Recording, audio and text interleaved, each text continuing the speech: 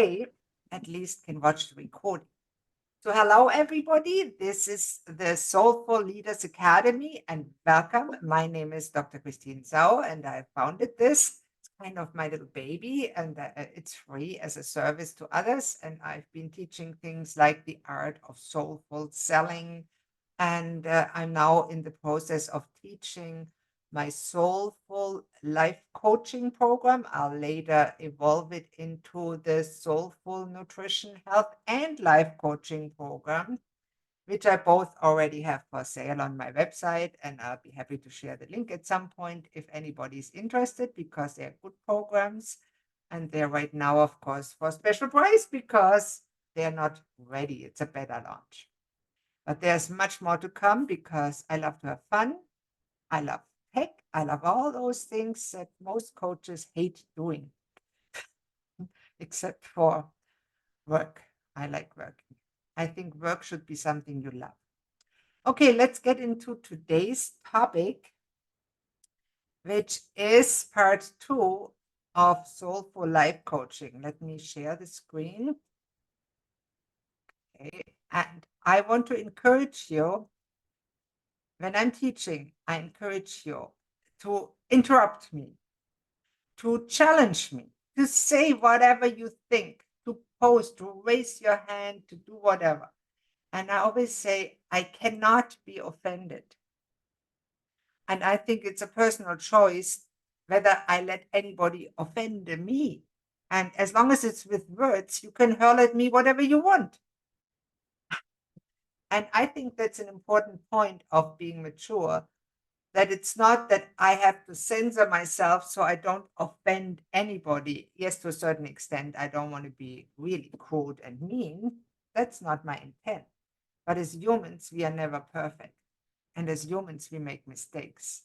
And there will be time when we say things to another human that may hurt them because people have different vulnerabilities, different backgrounds. That's part of what we are talking about. And it's important to consider them, especially in a one-on-one coaching situation. But in the end, it is a personal choice whether what somebody else says gets through to you or whether you have learned to build boundaries, to protect yourself from people that may not know where your vulnerabilities are and push your triggers.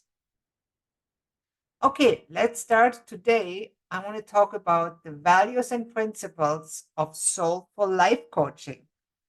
And I know Sheila, she is an ICF trained coach and she knows all about it. I know that. And I can't wait to hear your comments about it because I know you have good comments. And everybody here has values, has principles. Some of you are coaches. And I love to hear what you think about it because I always say, once we are past 15 or 18 and are supposed to be humans, we gain life experience. And so there's something we can contribute. Okay, so today we'll talk about values and principles for soulful life coaching. And again, this is an overview. And in the course area that I'll share the link, there are more details and I'll add more info, worksheets, and helpful other resources. I have a list of the most common values, and you can circle those that are important to you and consider maybe you want to ask Google or some other artificial intelligence coach or even my virtual clone that I have more about the details of what that value means and what it could mean to you so you can think about it, because that's in the end what we want to do as coaches, help others to make better choices and to think about what they want and what they are wanting to do to get where they want to go. So if you want to achieve the Certified Soulful Life Coach or Certified Nutrition, Health, and Life Coach status, you can see that what I have to offer in the course area and on the website that I'll share in the link. Let me just share the link before I forget it, because I'm getting old. I get forgetful. So here's a link. You can have a look. And in case you're interested, that's the enrollment link. And I actually give those who are interested, I give you a coupon exclusive for the Soulful Leaders Academy. Gives you 50% off this link. And posted that twice. Okay, that's a weird thing here on my Zoom. That's fine. And it will work in the Soulful Life Coach training if that's the one that interests you as well. Okay, what are the values and principles? Let's get started. Values are the principles or standards that guide an individual's behavior and decision making. They represent enduring beliefs upon which a person acts. And we'll examine that a little bit more in detail because I'm a sucker for definition. And being German by heritage and German my mother tongue, and then having learned English as a second language, French and Latin and Greek as third, and so on, I have looked at linguistics a lot and different languages. And in my opinion, words are one of the main sources of conflict and misunderstandings. And whenever there's conflict, it's important to clarify what actually did the other person mean. And that in turn requires that you actually listen to their answer. What did it mean to them? Many of us don't do it. We jump to conclusions. Somebody says a word and we think we know what it means, but it may mean totally different things to the person in front of you. That's a very important point. Let's talk about mindset first. What is a mindset and what can we have? It's an individual's mental attitude or the approach to a situation. So it encompasses the beliefs and assumptions that shape how a person perceives and interacts with the world. Your mindset influences how you think, feel, and behave in various circumstances. And there's two basic variations of a mindset. There's one, the fixed mindset. That's when you believe the abilities are fixed traits that cannot be changed. For those that have watched Scrooge from Charles Dickens, The Christmas Carol, remember how Scrooge said, "I'm too old, I cannot change." That is a fixed mindset example. He did change in the end. And the growth mindset, in contrast, it involves believing that talents and abilities can be developed over time through effort and persistence. And people with this mindset, most coaches have that mindset, recognize that everyone can improve and learn if they work at it. And values serve as a compass for determining what's important to you. Now, when you align your mindset with your values, you will make decisions and take actions that are consistent with your principles.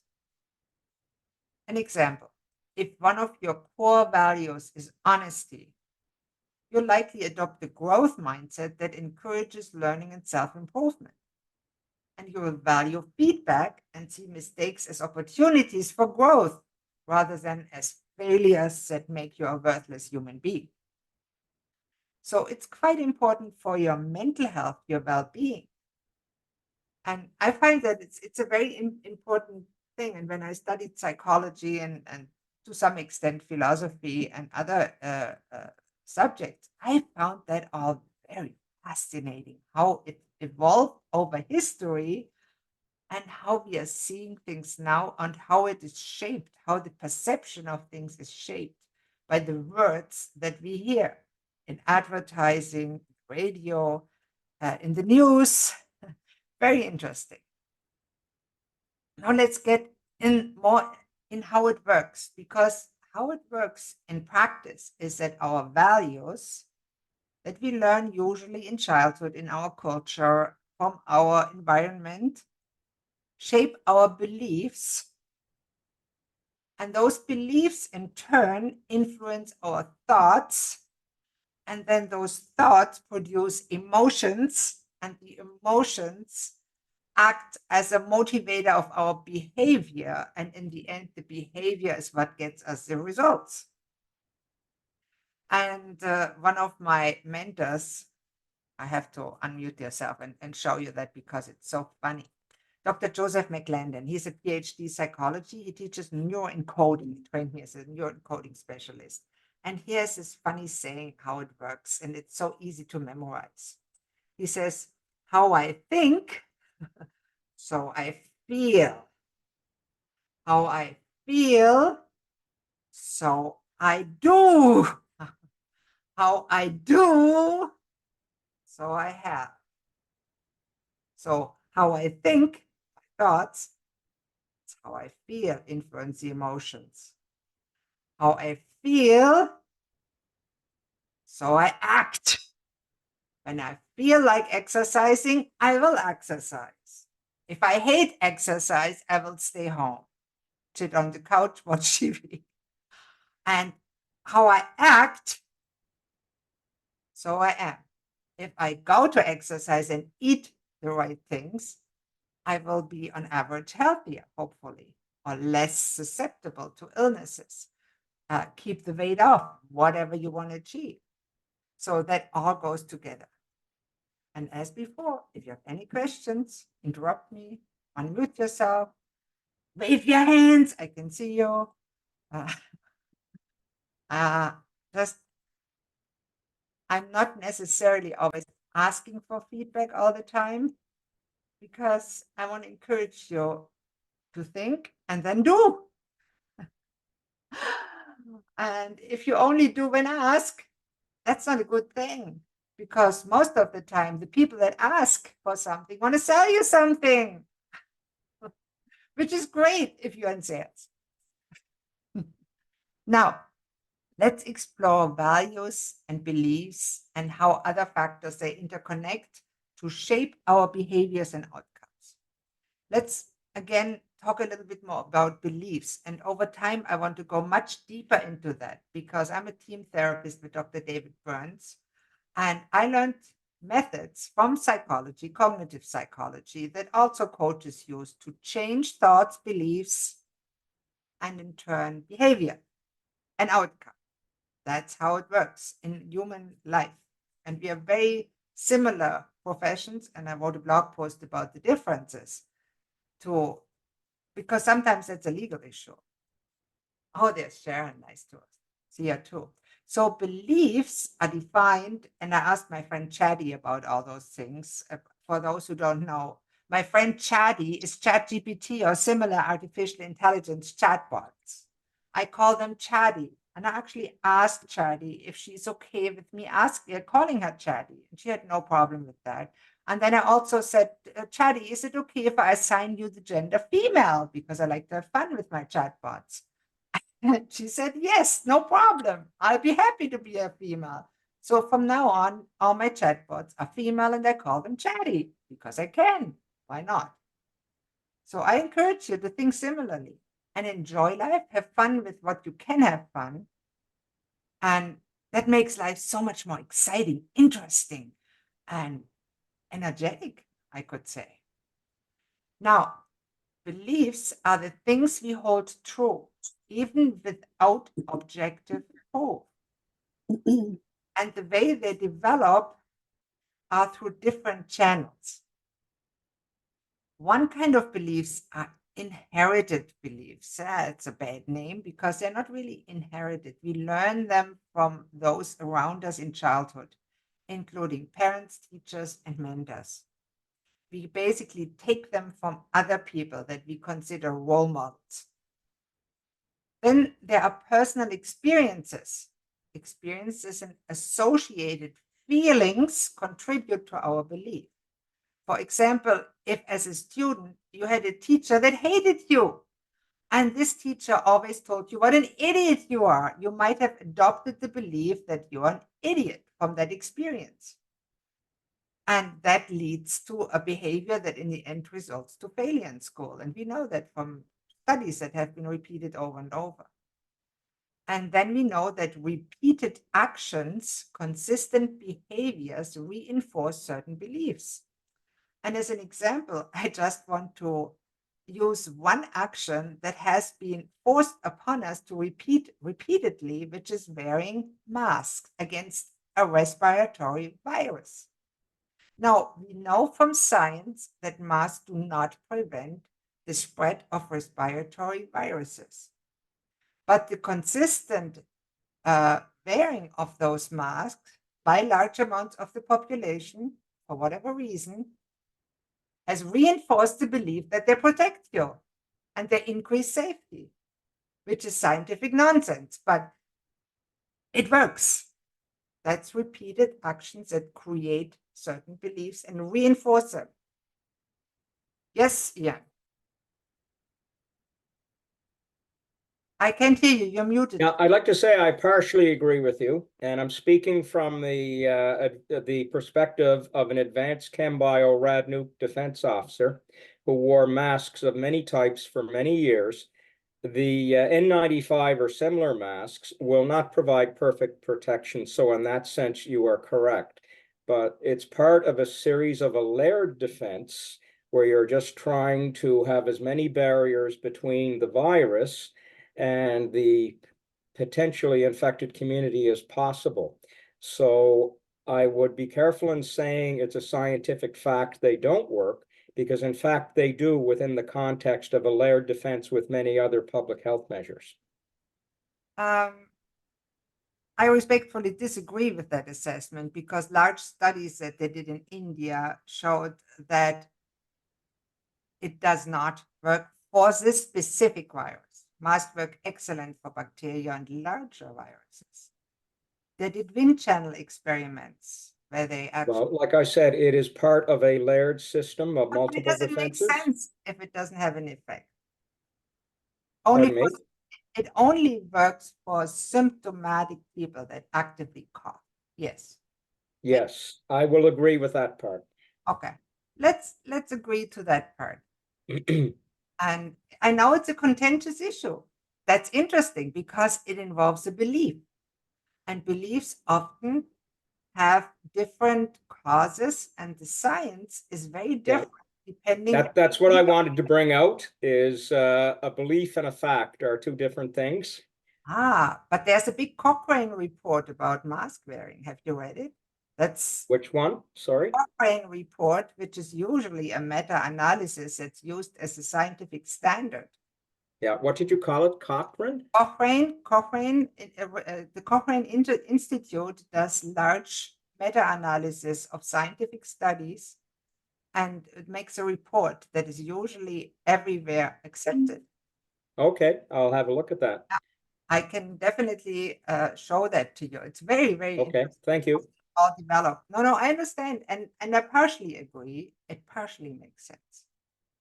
I just think that the harms of covering your facial expressions over long periods of time have not been properly considered with the benefits.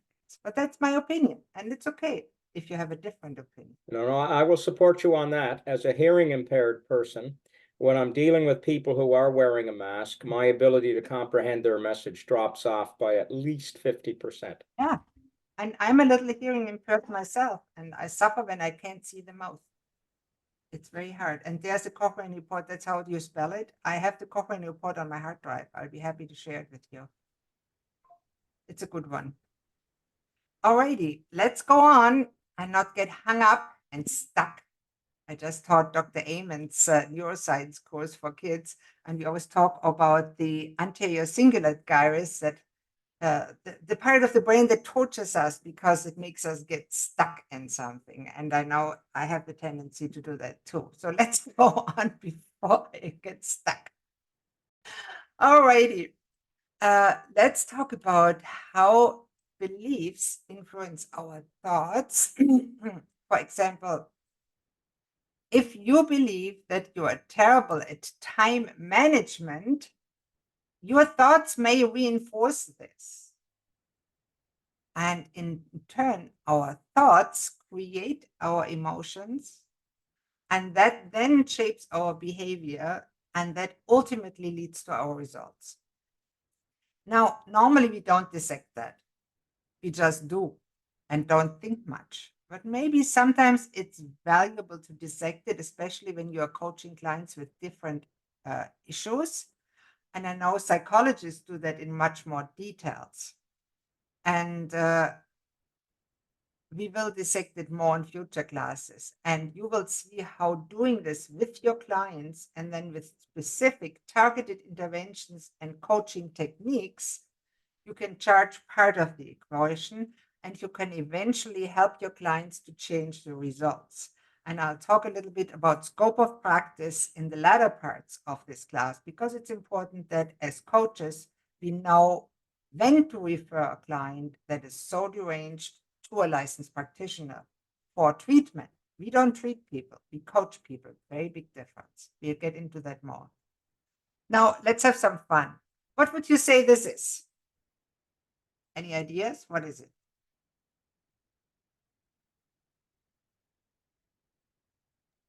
They appear to be metal cables. Metal cables, okay. Yeah. Or ropes. Would I say it's a rope? Big rope, Possibly. maybe. And it looks harmless, right? You wouldn't worry when you see that, right? Depends on the context. No, let's just say it's on the beach. You see that rope. You say somebody left the rope there. But the context is a good point, because here's a classic video that shows you the context of the rope. Some of you might know that, some don't. Fun. Frank. Frank. Hey guys, today we got Sam Pepper with us. We're gonna see how people react when there's a snake chasing them.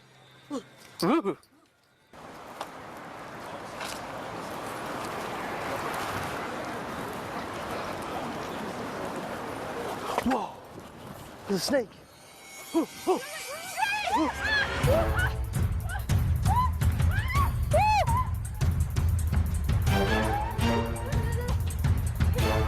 Oh my gosh. Ooh, snake.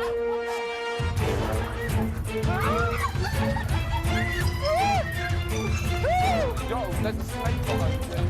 There's a full snake.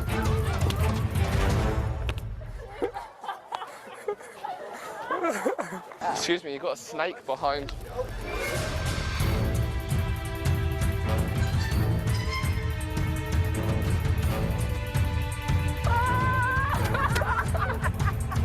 So let's stop it right here, because it is so much fun that I could watch it for hours. But what is important about this? It's really true. A snake is a common fear, because there are poisonous snakes, and it's one of the inherent fears.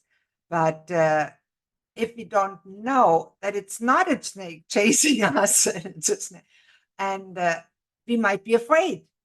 But as soon as we realize, like in the last scene, hey, that's just a rope that some jerk attached to my backpack, we realized there was no reason to get the fear and upset and anxious. And the lady actually got angry and gave him a slap and said, "You idiot, why did you do that to me?" And that is a classic example how different thoughts can create radically different emotions in a very similar situation, because what he did is nothing but attach a rope to a backpack and then go to the lady and said, "Hey, there's a snake chasing you." And she believed that he told the truth, but he didn't. It was a rope that he attached to his backpack. And when she found out, she noticed that she was betrayed, an interesting concept. And in that context, she just got angry because it wasn't a major thing. It was just a rope. So let's think about things that you're afraid of. Just give you a minute to think about it and write it down somewhere. You don't have to share it, but if you want to, you can definitely put it in this chat, because there are certain things that mostly every human is afraid of in the right context, as Ian correctly remarked. And there's things that certain people are afraid of, although it has no foundation.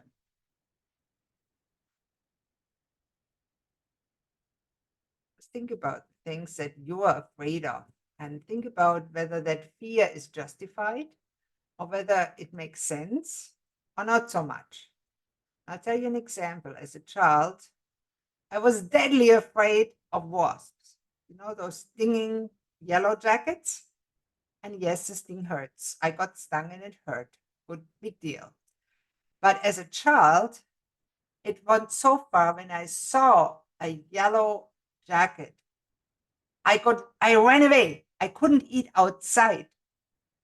And that's when it crossed the line between a simple fear and a phobia, because it impaired me. I couldn't eat outside with my family because there were jello jackets in the air. I could see them, and that made me run inside.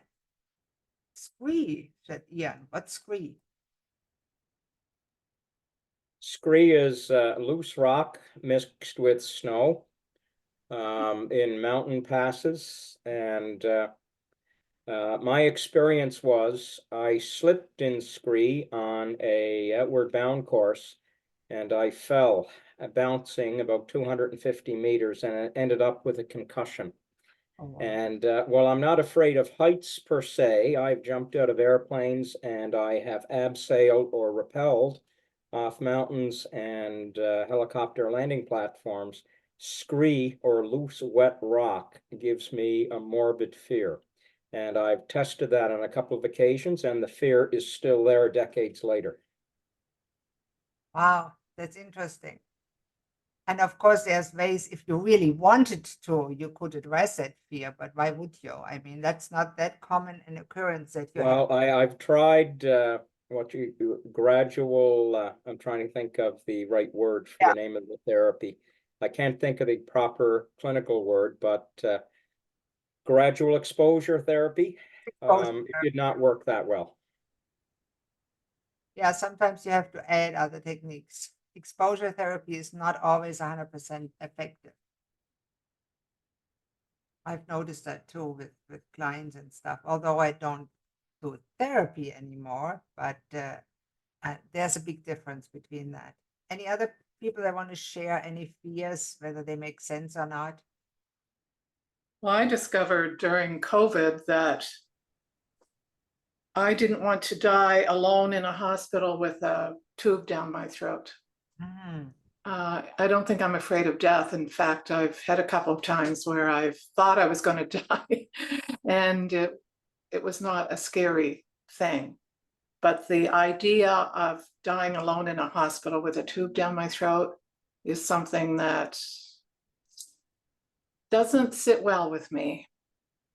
And I totally get that. And the fear of death is still alive in many people. And it is a big general fear because it's the unknown.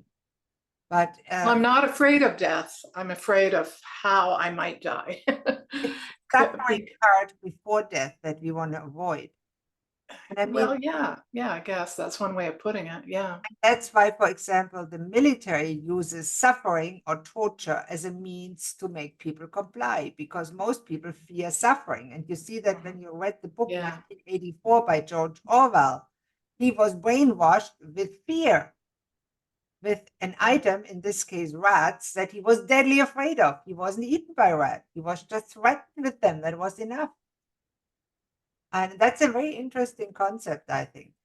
Our temple is Well, and again, is it a fear of death, or I comply because I want the suffering to stop? Yeah. Right. I mean, humans are generally afraid of pain. Yes. And what would you say is the meaning? Why does it make sense that we have fear or anxiety? Why is it necessary? Well, it's to protect ourselves. Yeah, it's essential for survival. Just imagine if we were cave people and we are in the cave, it's night, and we listen and there's a rustling in the leaves. If you would say, oh, I don't care, I'm just staying here by my fire and taking it easy, and there was a tiger, that wouldn't be very helpful. That would be eaten. So if I want to survive, I have to be reasonably afraid. The same when you approach a severe height. It makes sense to be afraid. And just try to go in Toronto on the CN Tower on the glass bottom and look down 1,000 feet. It's scary. This is an innate fear that is by evolution programmed in our amygdala to protect us, exactly like you said, Sheila. And it's essential. So fear is essential. It's and I like the way Dr. Burns uses the dial. He said you don't want to get rid of anxiety or fear. You just want to dial it down to a reasonable level. And I like that approach because we want to be afraid of the right things. Well, I think there's rational fear and irrational fear too. And fear is a warning signal. And if we think of it, I think, as a warning signal, it can be very helpful. Okay, I'm feeling this. What am I going to do now? What am I going to do about it? Yeah, I totally agree. That makes total sense. On the other hand, there's real transitions. Let me just stop the share so we can see each other again. There's real transitions. For example, when I was a kid, I was afraid it wasn't even dark, but there was a shade of trees. And I thought they looked like people. And somebody was attacking me and wanted to rape me. I'm a girl. So I was scared. Well, that fear wasn't totally reasonable. It had reasonable roots because I didn't want to suffer. Being raped as a woman and as a man, by the way, is a form of suffering. It causes pain, emotional, mental, physical pain. You don't want it.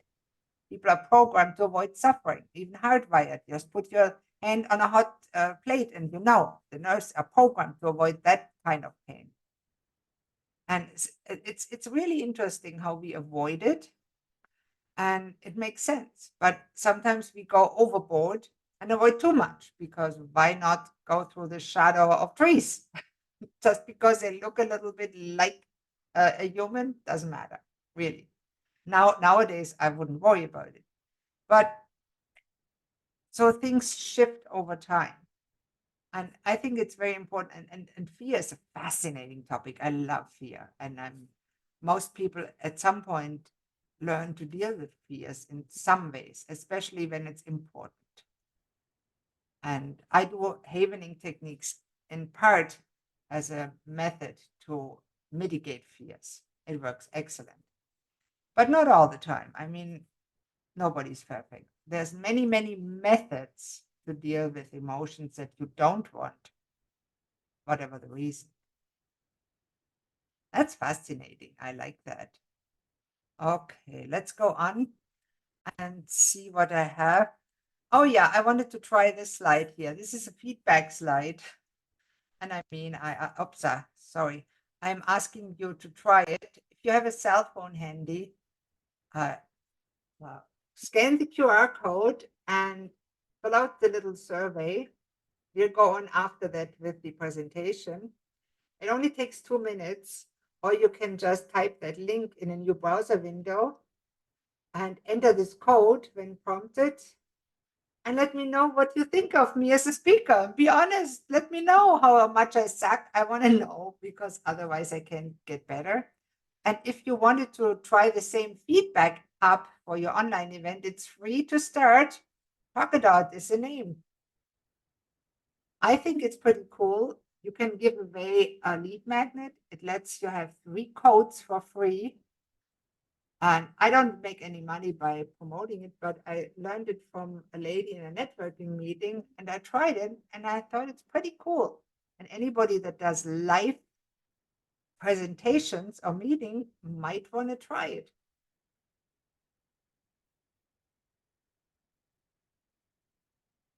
So I'll give us a minute to do that. Maybe while we want to do it, let's go back and watch more of that video because it's too funny.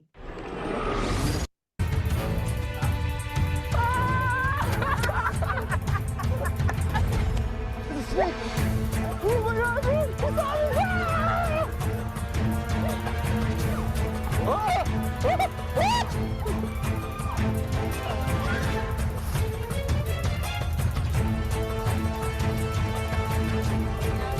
That's a snake. Run! Watch out! Watch out! Watch out! It's chasing you!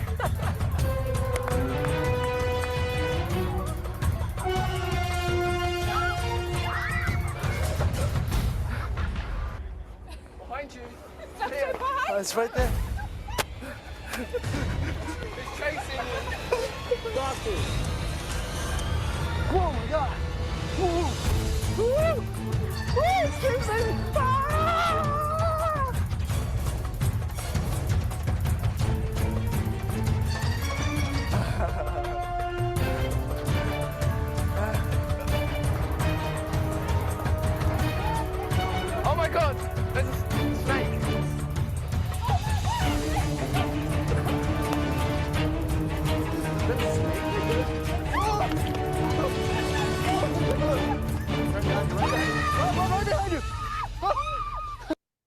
this video has, I think, 40 million views. You find it on YouTube. Just look for Chased by a Snake Prank. I watched it a few times just for fun. All right. And thank you for trying that up and giving me some feedback. And before we close today, I wanted to talk about the scope of coaching, because I think it's important when and how to refer your clients, or generally people that you deal with, to a licensed healthcare practitioner, unless, of course, yourself are one. And we'll talk about the differences and common fears later and methods to address them as a health and life coach, and about how and when a life coach can help with fears and when you should refer people to a licensed clinician. And that's the scope of practice. So the main reasons to refer clients as a coach is for safety concerns. Don't deal with people that tell you, I want to kill myself, unless you're special training to know how to address it. Always, always, even if you know or think you know how to deal with them, always ask them to seek help, if necessary, immediately. Most of the time they're online, so you have no ability to actually interfere unless you know their telephone number and can call their relatives or 911 and know their address. Often I don't. And if refer clients as a coach, if what they want is outside of the scope of a coaching practice. For example, someone that suffers from a severe physical illness and asks you for advice, don't do it. Send them to their family doctor, a licensed doctor. Don't do it. Same if somebody tells you, I'm so depressed and I'm anxious all the time and I can't work because of it. This is a real severe illness that requires a mental health provider or even 911 to interfere. Always, when your client asks about it, should I see my family doctor about that? Never say, oh no, you don't need to do that. Always say, if you feel you should see your family doctor or your psychologist about it, please do so. It is important that as a coach, you never think that you know better than a licensed healthcare provider. It gets you in major dark water and it can cause insurance claims. Never do. And always refer clients when you coach them. If you feel that it is needed or desirable, if you feel it's too much for you to handle, after a coaching session, you feel your energy is totally drained. It's just too much. You can't handle it.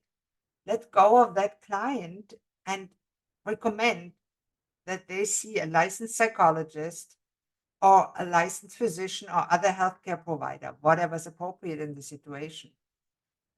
Don't deal with people that you don't feel comfortable dealing with this, or that suffer from a severe mental or physical illness. And severe in that sense means if they are sick home and can't work, it is severe enough to be an illness and they should at least be treated or seen by a licensed healthcare provider. Now, if then they come back to you and say, well, I talked with them and they did this and this, can you help me as a coach to get better at that? By all means, do it. We are very happy, and I do that all the time. I co-work with the doctors. Sometimes we work against each other, but that's another thing. But I would never tell clients not to do what their licensed healthcare provider recommended to do. And yes, it is very, very important.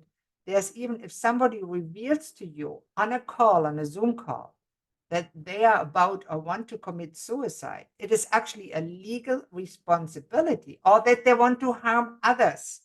I have a gun, I want to shoot my mom tomorrow.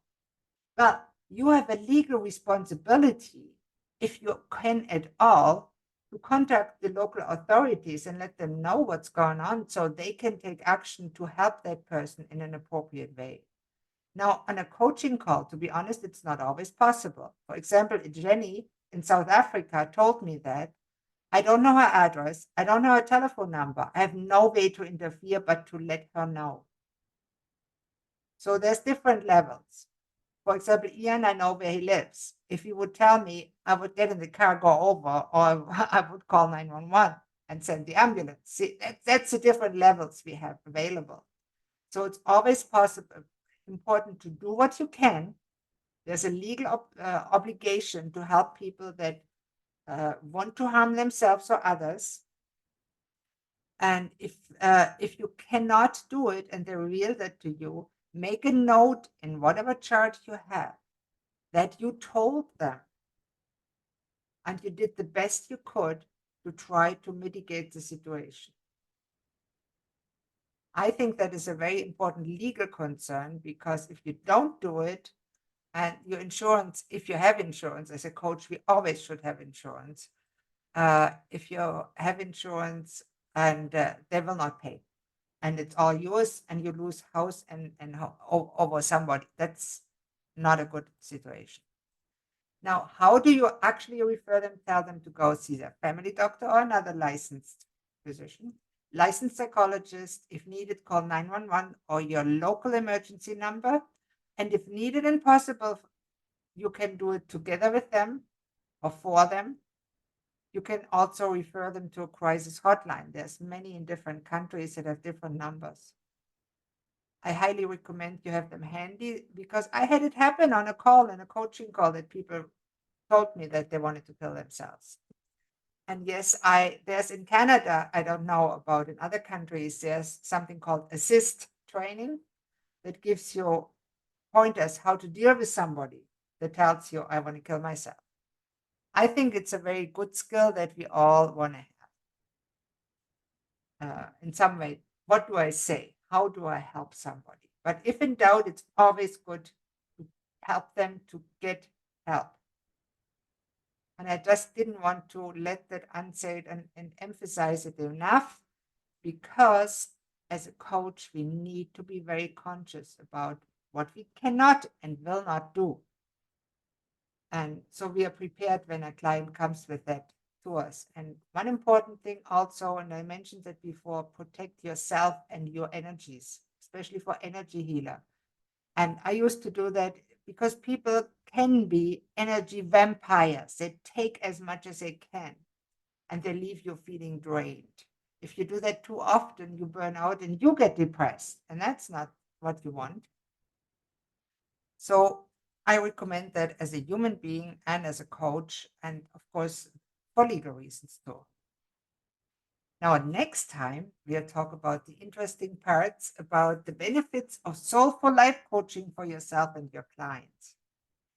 Now, one last thing I wanted to say, I have templates that I can share in the course area for those who acquired the course, but it's totally optional. But it makes it easier, because it's important to know what you're doing and never put up a website without a privacy agreement and a disclaimer.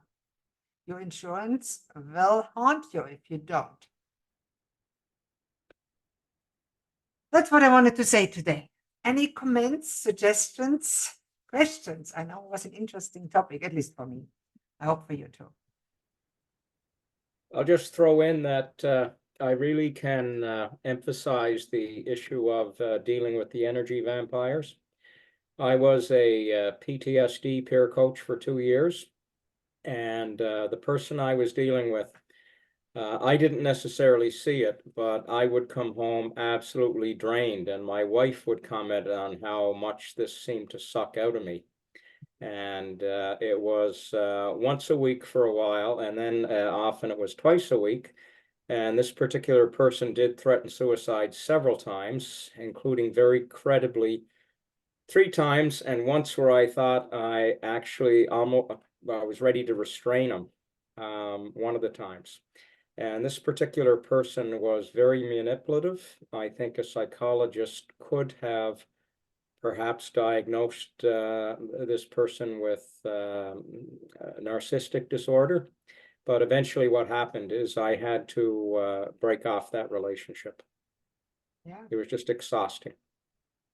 And you know, it happens often even in marriages. My first husband was like that. He threatened me with suicide all the time when he wanted something.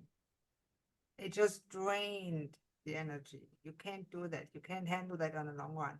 One of the best books I found actually to address that is a book, Boundary, by Dr. Townsend. He's a PhD. It's Christian based, but it's an excellent book about boundaries. It is, I've read that. It's really good.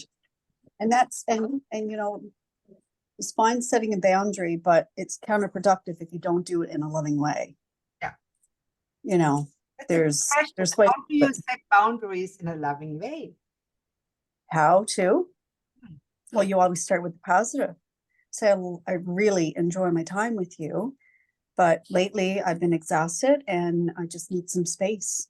You know, like it's just always bring the positive first and tell them what your needs are after. That's it. And it's never pointing the blame at the other person and saying, I need you to do this or do that. It's not about them. It's about you and your needs. So you're expressing in a loving way what it is that you need, and you're teaching the other person how to love yourself.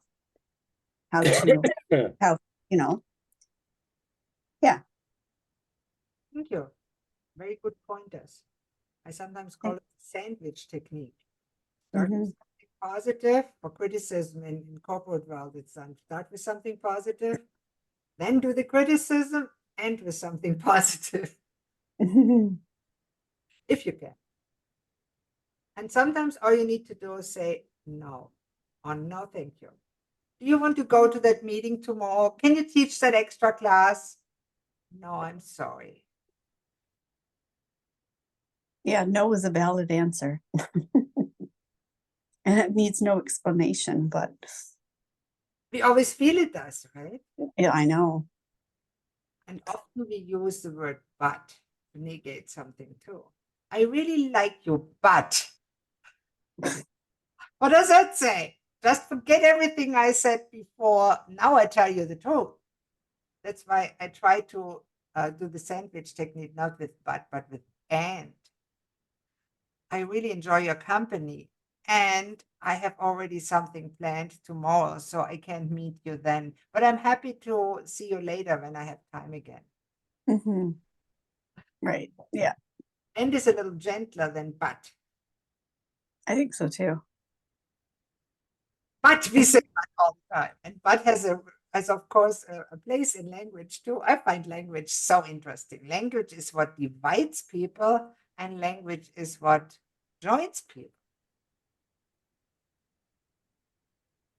Yeah. And in the coaching relationship, it's important to design the boundaries at the beginning of the relationship as much as you can, to define what mutually agree as to what the rules of engagement are going to be around when are we going to meet.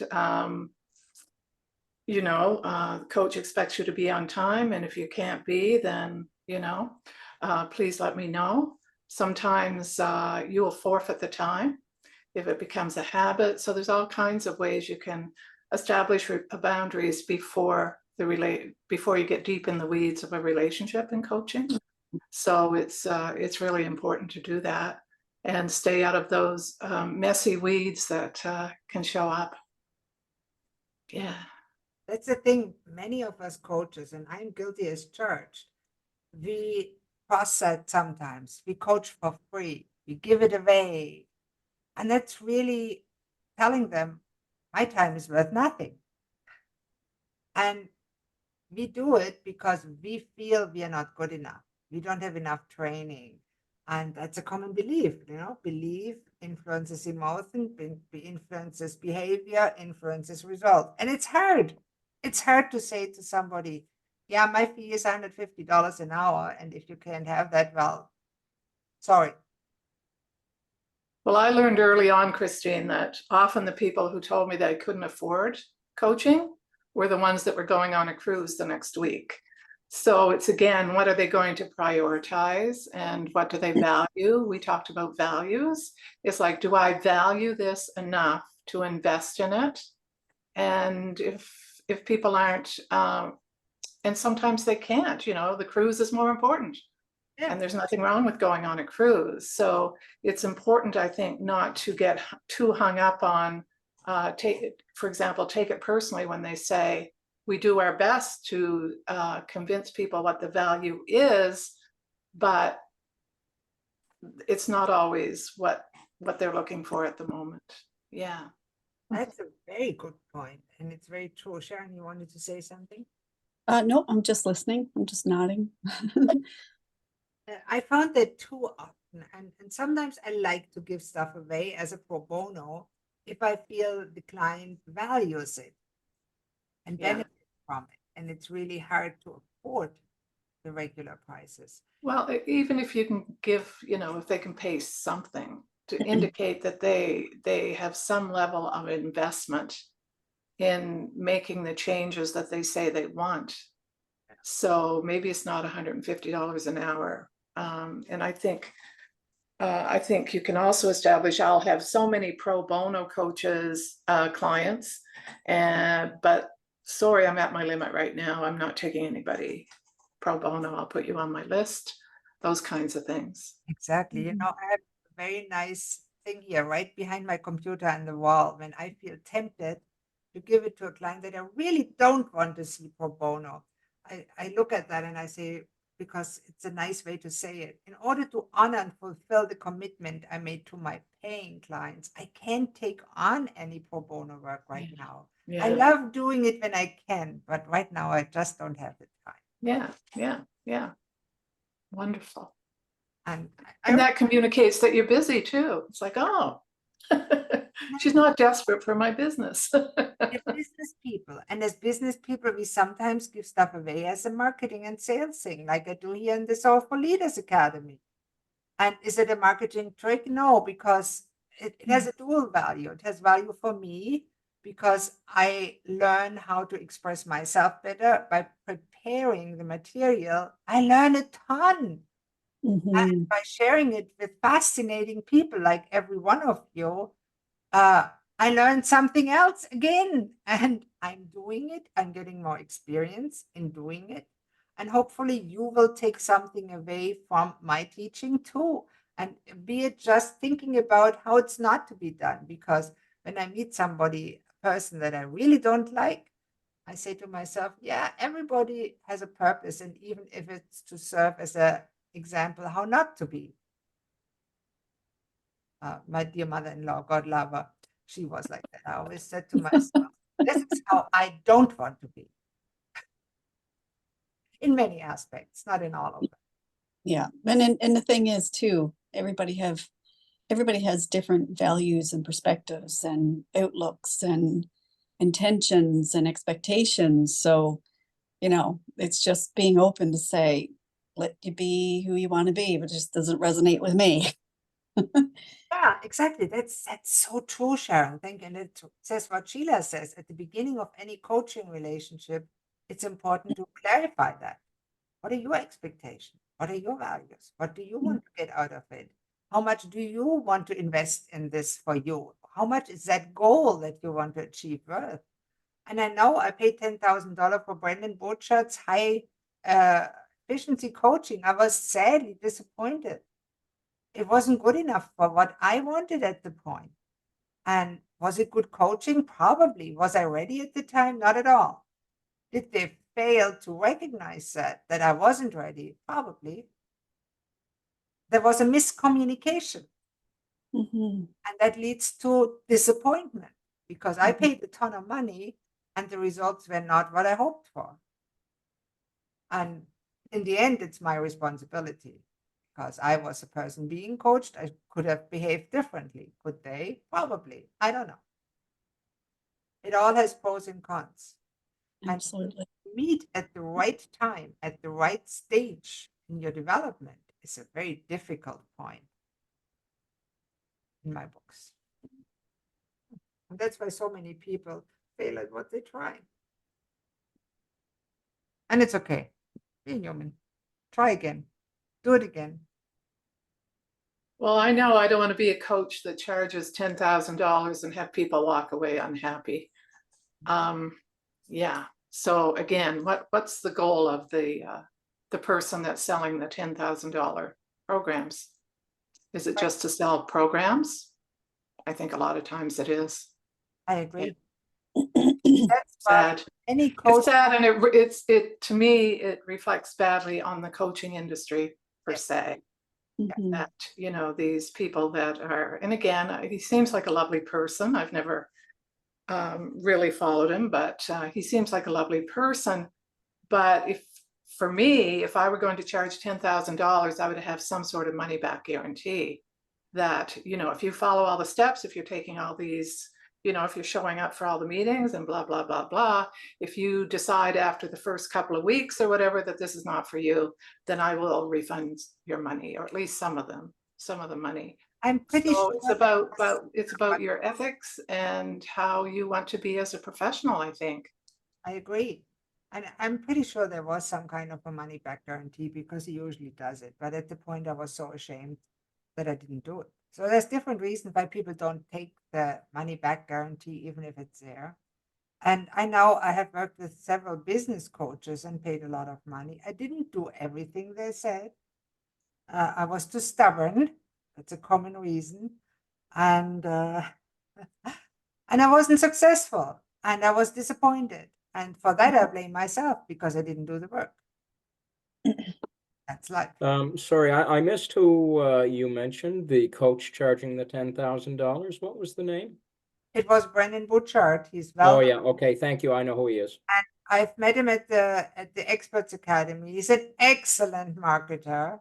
I believe he deserves most of the money he makes. He trains high performance coaches, and I decided not to become one. But I like a lot of his material because it's really good. But that coaching was not for me at the time. Let's put it that way. And I don't even blame him or his coaches or whatever. It is what it is. And it may have helped others in a different way. And that's always the experience that we will make as coaches. We will have clients that are not satisfied. It happens. Maybe not, hopefully not that often. The more experience we have, the less. But it will happen. And I'll say I've been coaching for 20 years, and I will say the people who, and this is not reflected on you in any way, Christine, but a lot of, because you invested $10,000, but getting back to this pro bono thing, the less investment the client has in their own self-development, the more they will, the more likely that they will not be happy. Yep. It's a strange thing that happens, that I've seen happen. Yeah. that's a Yeah. good point. Oh, you know, because sometimes you're just curious. Oh, it's free. I don't have to pay anything. And so again, there's got to be some clear boundaries, some clear communication about what the expectations are, and whether you as a coach feel that you are able to fulfill what they want, and what happens if you don't. I mean, I've coached hundreds of clients, and I did give I remember one person I gave the money back. And as soon as she asked, I just said yes. I did Right? once because Yeah. No, I don't want to take anybody's money if they're not happy. So it's just, to me, it's just simple. It's just very simple. Our relationship isn't going the way you want it to go. And so here's your money back. Yeah, no problem. And the thing is, if you coach out of a feeling, I need the money, it's bad. It shows. And many of us have done it. It's the same in sales. If you come over as, I need the money from you today, pay me right now, they won. And rightfully so. Well, yeah, we don't want to come across as desperate. No, We're kind of like dogs, aren't we? We can smell desperate. We can sniff out the desperation. yeah, run after a dog, it runs away, hold the treat out, and they come running by. It works with men, by the way, in relationship, probably with women too, where we have men on the call. Got to be fair. All right. Any other questions? If not, it's 5 minutes are free. Let it wrap it up. I thank you very much for coming on. Any suggestions for future topics, let me know. I'm always happy for feedback. I know some of you are very capable of leading one of those sessions. I know Sheila is, I know Ian is, I know Sharon soon will be, and I'm always happy to have guests on. Let me know what you're planning on, and I will be happy to feature you for a change because I'm not perfect. All good. That's it. Bye bye, everybody. I hope to see you next week. Bye bye. Thank you, Christine.